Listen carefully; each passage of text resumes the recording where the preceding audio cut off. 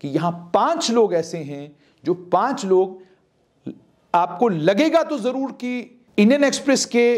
100 ताकतवर लोगों में ये क्यों नहीं है, मगर आप जम्मू कश्मीर के किसी आम आदमी से पूछेंगे, यहां कोई सर्वे कराएंगे तो आपको पता चलेगा कि सज्जाद गनी लोन भी इंपॉर्टेंट हैं, सैयद अल्ताफ बुखारी भी इंपॉर्टेंट हैं, सुनील शर्मा भी इंपॉर्टेंट हैं, रविंदर रैना भी इंपॉर्टेंट हैं और उसके बाद डॉक्टर जितेंद्र सिंह भी इंपॉर्टेंट हैं। इंडियन एक्सप्रेस ने जम्मू कश्मीर की राजनीति के साथ जुड़े हुए 2 ताकतवर लोग महबूबा मुफ्ती और डॉक्टर फारूक अब्दुल्ला को भारत के 100 ताकतवर लोगों की श्रेणी में डाला है। इसमें उपराज्यपाल मनोज सिन्हा भी हैं, लेकिन चूंकि वो उत्तर प्रदेश से आते हैं और जम्मू कश्मीर में राजनीतिक तौर पर सक्रिय नहीं हैं, बल्कि जम्मू कश्मीर के उपराज्यपाल हैं, तो इसीलिए मैं बात सिर्फ डॉक्टर फारूक अब्दुल्ला और महबूबा मुफ्ती को इंडियन एक्सप्रेस ने जो भारत के 100 ताकतवर लोगों में से 2 लोगों को 88वें और 89वें पायदान पर रखा हुआ है, उसके ऊपर बात करूंगा। डॉक्टर फारूक अब्दुल्ला 89वें नंबर पर, महबूबा मुफ्ती 88वें नंबर पर। क्या इसका मतलब यह समझा जाए कि जम्मू कश्मीर में केवल 2 राजनीतिक लोग हैं जो आज के समय में भी सिग्निफिकेंट हैं, इंपॉर्टेंट हैं, जिनकी बात पूरा देश सुनता है और जिनके ऊपर पूरा देश विश्वास करता है और जो आज भी दिल्ली में मैटर करते हैं, जिनकी दिल्ली सुनता है और जो दिल्ली के सामने अगर कोई भी बात अपनी रखें, दिल्ली गंभीरता के साथ उस पर चिंतन मंथन करती है। क्या ऐसा है? अगर आज की राजनीतिक परिस्थितियों को आप देखेंगे तो आप भी इंडियन एक्सप्रेस से एक सवाल जरूर पूछेंगे कि जब आपने ये आंकलन किया तो आपने गुलाम नबी आजाद को इस आंकलन से बाहर कैसे रखा?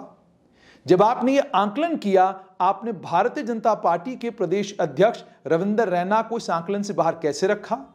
जब आपने ये आंकलन किया तो बीजेपी के ताकतवर महामंत्री सुनील शर्मा, जो इस समय कश्मीर का संभाग को देख रहे हैं, उनको आपने बाहर कैसे रखा?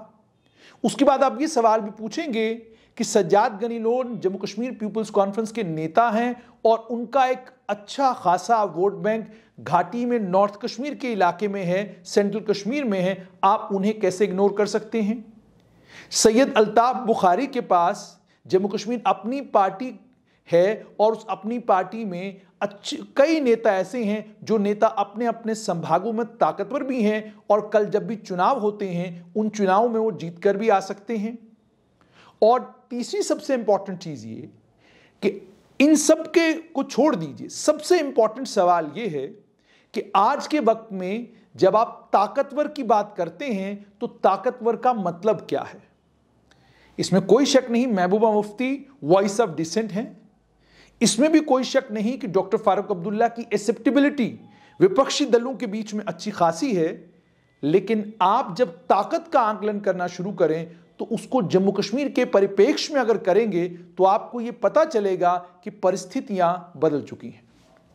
डॉक्टर फारूक अब्दुल्ला की नेशनल कॉन्फ्रेंस एक समय जम्मू और कश्मीर दोनों संभागों में ताकतवर थी और जम्मू और कश्मीर दोनों संभागों से 2/3 बहुमत के साथ 1996 में नेशनल कॉन्फ्रेंस ने चुनाव जीता था। लेकिन आज की परिस्थितियां यह हैं कि doctor Farooq Abdullah central Kashmir, north Kashmir और साउथ कश्मीर के कुछ इलाकों में, कुछ कॉन्स्टिट्यूएंसीज में ताकतवर है, लेकिन अगर आप जम्मू संभाग की बात करेंगे तो पुंछ के अलावा किसी इलाके में नेशनल कॉन्फ्रेंस इतनी ताकतवर नहीं है जितनी एक समय में हुआ करती थी। किश्तवाड़ में साइजेबल प्रेजेंस है नेशनल कॉन्फ्रेंस का, रामबन में साइजेबल प्रेजेंस है नेशनल कॉन्फ्रेंस का, लेकिन आप कहें कि किश्तवाड़ जिले की सभी कॉन्स्टिट्यूएंसियों में नेशनल कॉन्फ्रेंस जीतेगी, ऐसा संभव नहीं है। डोडा में एक वक्त नेशनल कॉन्फ्रेंस ताकतवर हुआ करती थी, आज नहीं है। बदरवा में नेशनल कॉन्फ्रेंस जीता करती थी, अब संभव नहीं है। रामबन, बानिहाल, इन इलाकों में यही परिस्थिति थी। रियासी के ऊपर वाले इलाकों में यही परिस्थिति थी, लेकिन अब परिस्थितियां बिल्कुल बदल चुकी हैं। परिस्थितियां इतनी बदल चुकी हैं कि नेशनल कॉन्फ्रेंस का आंकड़ा 2014 में और उससे पहले 2009 में 30 को पार नहीं कर पाया और पीडीपी भी अच्छे खासे नंबरों के साथ चुनाव जीतकर आ गई। इसका मतलब ये कि नेशनल कॉन्फ्रेंस का वोट बढ़ चुका है। जम्मू संभाग में नेशनल कॉन्फ्रेंस की अब वो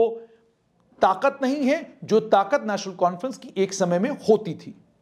एंटी इनकम्बेंसी बीजेपी के खिलाफ जरूर है, लेकिन उसका कतई भी यह मतलब नहीं कि बीजेपी के पास एक ताकतवर इलेक्टोरेट नहीं है। बीजेपी के पास आज भी जम्मू संभाग में अच्छा खासा वोट है, नाराजगी है, गुस्सा है लोगों को, लेकिन जब वोट का समय आएगा, प्रधानमंत्री नरेंद्र मोदी आएंगे, केंद्रीय गृह मंत्री अमित शाह आएंगे, तो सारी परिस्थितियां तब्दील होंगी। और इन बदली हुई परिस्थितियों में सज्जाद गनी लोन को इग्नोर नहीं किया जा सकता। सैयद अल्ताफ बुखारी के बगैर आप कश्मीर घाटी को देखना चाहेंगे तो नहीं देख सकते, क्योंकि कल चुनाव होंगे, हो सकता है वो एक मेन प्लेयर बनकर उभर आए, सज्जाद गनी लोन एक मेन प्लेयर बनकर उभर आए। और सिर्फ इतना ही नहीं, गुलाम नबी आजाद, हालांकि डेमोक्रेटिक प्रोग्रेसिव आजाद पार्टी के लिए रास्ता बड़ा मुश्किल है, लेकिन आज भी दिल्ली गुलाम नबी आजाद को गंभीरता के साथ लेती है। वो कोई भी बात करते हैं तो फौरन ANI का कैमरा पहुंच जाता है, फौरन नेशनल चैनलों का कैमरा उनके पास पहुंचता है सवाल जवाब करने के लिए। इसी तरीके से MOS PMO doctor Jitendra Singh भी एक ताकतवर शख्सियत हैं, जम्मू कश्मीर में भी और देश भर में भी। आप उनको भी इग्नोर नहीं कर सकते कि वो भी एक इंपॉर्टेंट और ताकतवर आदमी हैं, और उन्हें भी उन 100 लोगों में शामिल किया जा सकता है जो देश के 100 ताकतवर लोग हैं। उसका कारण जैसे मैंने आपको बताया कि जम्मू कश्मीर के मामले में वो भी रिलेटिवली बहुत इंपॉर्टेंट हैं। भारतीय जनता पार्टी के प्रदेश अध्यक्ष रविंदर रैना,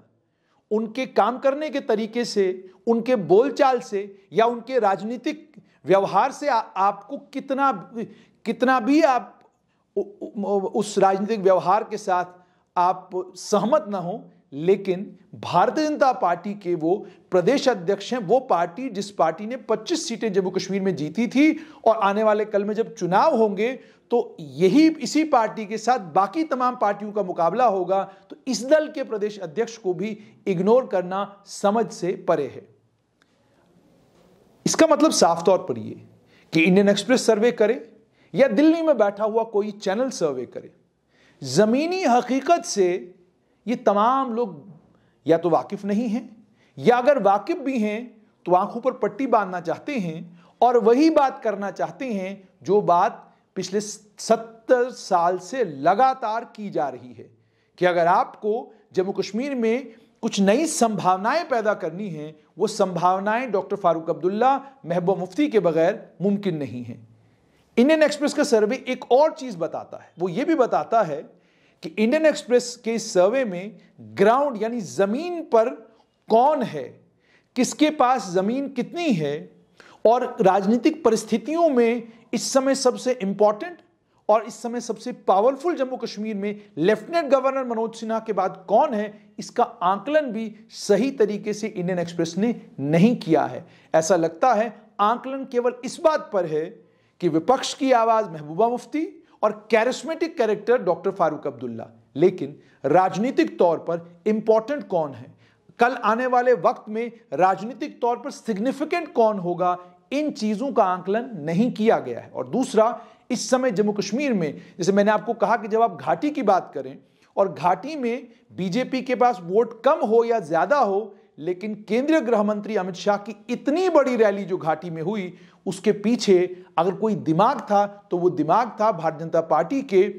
महामंत्री सुनील शर्मा का। तो घाटी में अगर सुनील शर्मा इतने लंबे समय से काम कर रहे हैं और केंद्र के विश्वसनीय हैं, उन्हें इग्नोर करना या उन्हें कहना कि वो ताकतवर नहीं है, मुझे लगता है कि आकलन सही नहीं है। इसीलिए इंडियन एक्सप्रेस के इस आकलन को लेकर मेरा जाती तौर पर यह मानना है कि ठीक है, डॉक्टर फारूक अब्दुल्ला, महबूबा मुफ्ती को लेकर वो मानते हैं कि देश के 100 ताकतवर लोगों में से वो हैं, लेकिन जम्मू कश्मीर की परिस्थितियां ऐसी हैं कि यहां 5 लोग ऐसे हैं जो 5 लोग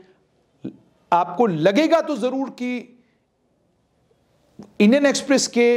100 ताकतवर लोगों में ये क्यों नहीं है, मगर आप जम्मू कश्मीर के किसी आम आदमी से पूछेंगे, यहां कोई सर्वे कराएंगे, तो आपको पता चलेगा कि सज्जाद गनी लोन भी इंपॉर्टेंट हैं, सैयद अल्ताफ बुखारी भी इंपॉर्टेंट हैं, सुनील शर्मा भी इंपॉर्टेंट हैं, रविंदर रैना भी इंपॉर्टेंट हैं, और उसके बाद डॉक्टर जितेंद्र सिंह भी इंपॉर्टेंट हैं। और आप मोहम्मद यूसुफ तारिगामी, जो CPIM के नेता हैं और एक लंबे समय से कम्युनिस्ट पार्टी को घाटी में रिप्रेजेंट करते हैं, उन्हें कैसे भूल सकते हैं।